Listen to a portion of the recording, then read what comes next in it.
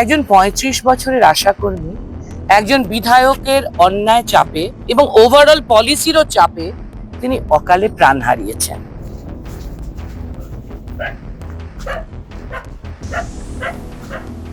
Case করতে যে কত দূর গণতন্ত্রের পরিস্থিতি ভাবুন, যে কুণাল ঘোষ আমাদের নির্বাচিত বিধায়ক, তাকে কেস করতে হয়েছে যে উনি যাতে বলবার সুযোগ পান বিধানসভায়। উনি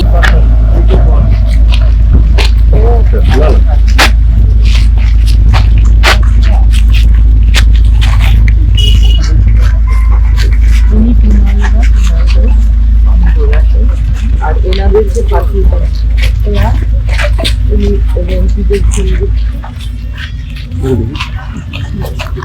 উনি রঞ্জিদেব সেনগুপ্ত, উনি সুশান রায়, উনি সুমন।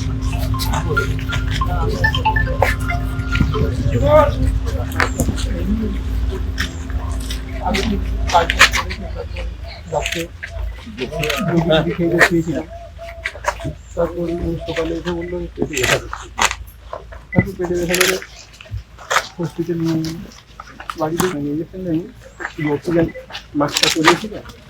তারপর 2-10 মিনিট দেখেছি তার আগেই সেই ঝামেলাটা কি তার আগে হয়েছে? এইটাই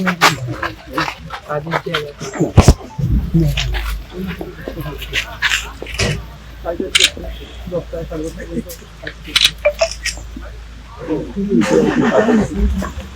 বাড়িতে আর কি আছে, রুম্পার মা আপনার মেয়ে 6-এ পড়ে। একজন ৩৫ বছরের আশাকর্মী একজন বিধায়কের অন্যায় চাপে এবং ওভারঅল পলিসিরও চাপে তিনি অকালে প্রাণ হারিয়েছেন। সেই বিধায়ক এসে দেখা করেননি, মুখ্যমন্ত্রী, স্বাস্থ্যমন্ত্রী তো পরের কথা। বিধায়ক এসে দেখা করেননি, তিনি ফেসবুকে বলতে পারেন, তার ছবি আছে আপনাদের কাছে।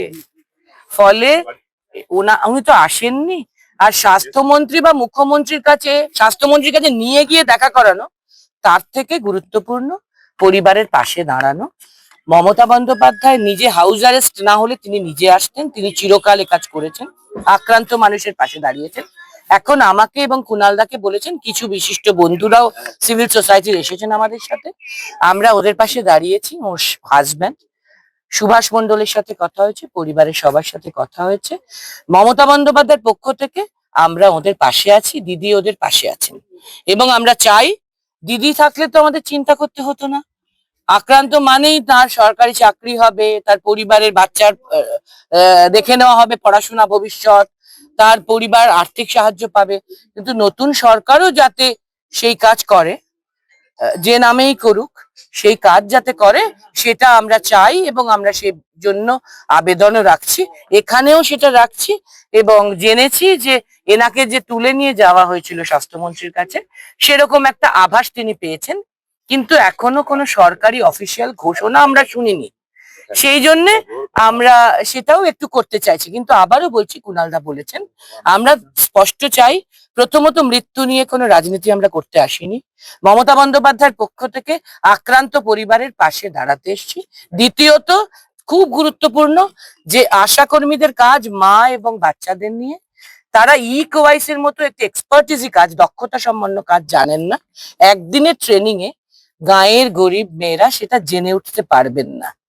আমরা নই যে শহরের ফটফট করা বাবুরা, তো তাদের আর একটু সময় দিতে হবে। এবং এটা আদৌ এই পলিসিতে আশাকর্মীরা এফেক্টেড হচ্ছেন কিনা, কম টাকায় যতটুকু তারা ভাতা পান, তাতে এত বড় কঠিন কাজ তাদের করার কথা না, সেটাও দেখতে হবে সরকারকে বিবেচনা করে। এর জন্য আলাদা দিতে হবে কিছু তাদের পাশে অনারেরিয়াম। এবং আমরা এসআইআর এর সময় ভোটের আগে দেখেছি, এইভাবে অন্যায় চাপ দিয়ে বিএলওদেরকে অনেকে মারা গেছেন, আত্মহত্যা বা হার্ট অ্যাটাক বা স্ট্রোক।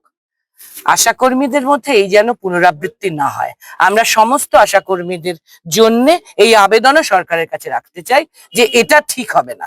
আর তার উপর নেটওয়ার্কের প্রবলেম, ওরা কাজটা জানে না, তাই কাজটা একটু ধীরে হবে, এটাই স্বাভাবিক। এর জন্য আবার বিধায়ক এসে চাপ দেবেন, খারাপ কথা বলবেন, এটা অত্যন্ত নিন্দাজনক। কি বললেন সেটা বলুন, কিছু বলেন আপনাদের, কিছু আশ্বস্ত করলেন কিছু? আমরা চেষ্টা করবো যাতে ভালো থাকে।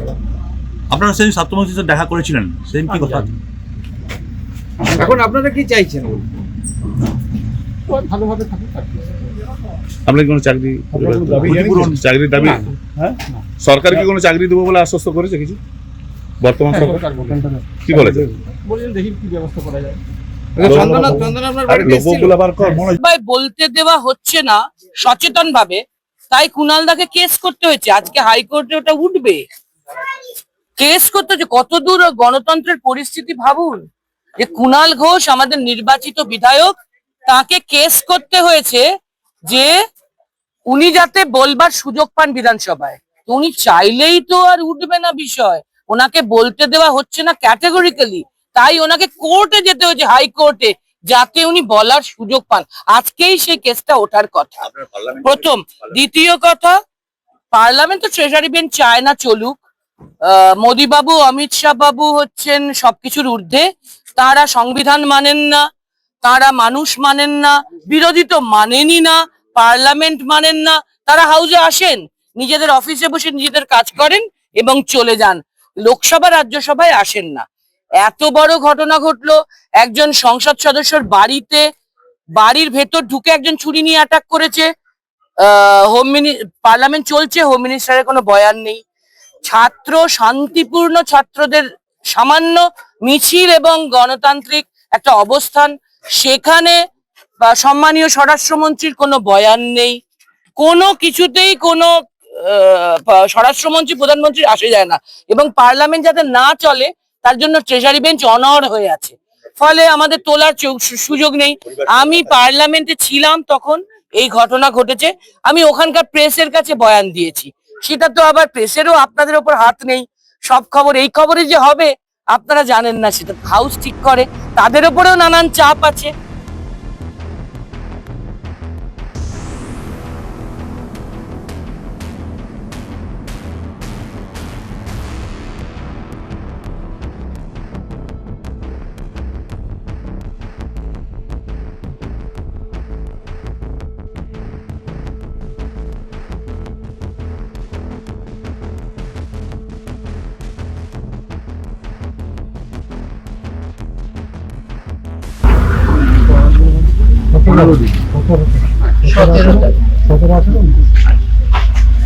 ওই জন্য দিদি আমাকে কুণালদাকে বলেছে